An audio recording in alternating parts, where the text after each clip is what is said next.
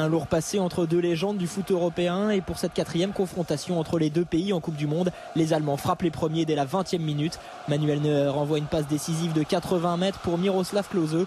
L'attaquant allemand s'arrache pour inscrire son 12e but en Coupe du Monde, son 51e avec la Mannschaft.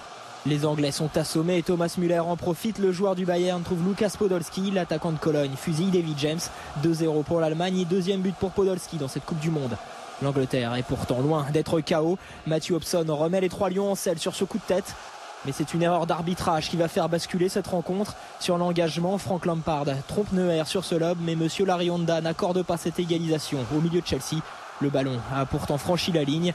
En 1966, les Anglais avaient battu l'Allemagne en finale sur le même genre de fait de jeu. En 2010, l'arbitre uruguayen refuse un but bien plus évident qu'il y a 44 ans. 2-1 à la pause, les Anglais ne s'en remettront pas. Sur un contre bien emmené par Schweinsteiger, Müller réussit le break. 3-1 puis 4-1 sur un nouveau but de l'attaquant du Bayern.